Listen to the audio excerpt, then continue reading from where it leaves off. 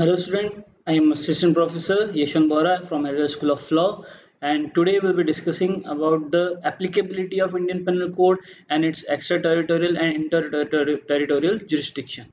So before moving to this lecture, I'll suggest students to please keep with them one bare act of IPC that will help them to understand the sections in a better way. So first, what is the operation of this code? Now, as we all know that this IPC has been drafted by Lord Macaulay in the year 1834, and it came into existence in the it was like completed in the year 1860, and it got implemented and came into operation in on first day of January in 1862. Now section 1 of IPC talks about its applicability. It says that the act shall be called as Indian Penal Code and it shall extend to whole of India except Jammu and Kashmir. But after the removal of Article 370, all the central laws of the country are applicable to uh, Jammu and Kashmir. Therefore, this Indian Penal Code is also applicable to Jammu and Kashmir. It again says that the code is applied to all the person is irrespective of their sex, race, sect or religion. It doesn't say that if the it doesn't differentiate if the person is male or female, or the person belongs to some other community. So for let us say Hindu, Muslims, it says that it will be applicable to all of the person. Now the second, moving to the punishment of the offenses committed within India. Now section 2 of IPC talks about the interterritorial operation of the code. It says that every person shall be liable to punishment under this code and not otherwise for every act or omission contrary to the provision thereof, of which he shall be guilty within India. It says that every person includes citizen or not citizen who has committed the crime within the territory of India will be charged by or will be held by the law of India. Therefore, for example, if the person who is from France has committed any crime in the territory of India, then he'll be prosecuted by the laws of India.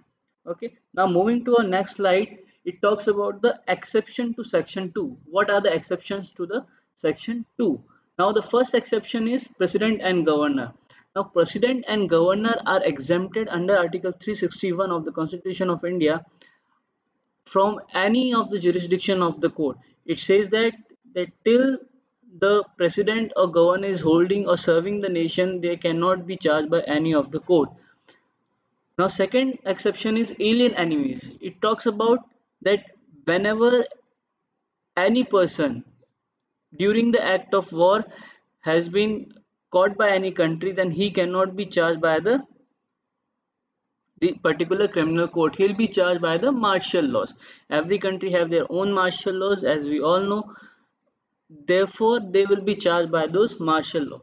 Now, the third exception is foreign army. Foreign army talks about when the armies and regiments of the state are by consent on the soil of foreign state, they are exempted from the jurisdiction of the state on whose soil they are. Suppose, for example, suppose US military has been deployed here for some operation in India. Then in that case, till they are here, they won't be like they if anything happens or they commit anything, then they won't be charged by the law of India. They will be charged by the court of United Nations or by their own law. Now let's move to extraterritorial jurisdiction. Now section 3 and section 4 of Indian Penal Code talks about the extraterritorial jurisdiction of the Indian Penal Code. Section 3 says that any person liable by any Indian law to be tried for an offence committed beyond India shall be dealt with according to the provision of the code for any act committed beyond India in the same manner as if such act had been committed within the territory of India. Now it says that if the person who belongs to India or who is a citizen of India has committed any act or any crime which is trial which is a crime in India, and he has committed that particular crime beyond the territorial limit of India, then again that person will be tried by the laws of India or by the Indian laws. Now, moving to our next slide, it says that section 4 says that the provision of this code apply also to the offences committed by any citizen of India in any place without and beyond India. Second, any person or any ship or aircraft registered in India wherever it may be, and any person in any place without and beyond India committing an offences targeting the computer sources located in. So this particular section gives us three different kinds of situations in which what will happen if the crime is committed in these four kinds of things. Now moving to the next slide, it talks about the offenses committed by the foreigner. What will be the situation in case if the foreigner has committed the crime in the territory of India or outside the territory of India? Now you have you must have known this famous maxim, ignorantia facit excusat, ignorantia juris non excusat. It means that ignorance of facts is excusable, but ignorance of law is not an excuse. So that means that the person who belongs to a different country and he is coming here, and after coming here he has committed an act which is a crime or offense in our country or in India, then he cannot take a plea that he was not aware of the fact that this particular act is an offense in your country. Now next we'll move about the extradition. We'll know about the extradition. So what is extradition? Extradition means when the offense is committed beyond the territory of India, but the offender found within its limit or outside its limits, then there are two contingencies which arise. First of all, it says that the offender may be given up for the trial for the country where the offense was committed. Second, the offender may be tried by the laws of India. So there is first there is these two contingency which creates that whether the person can be give up to the other country or it can be or he can be tried by and by the laws of. So, extradition means that surrendering of a person by one state to another state for the crime which he has committed and which is punishable under the law of that particular state. I thought you must have got about the extradition.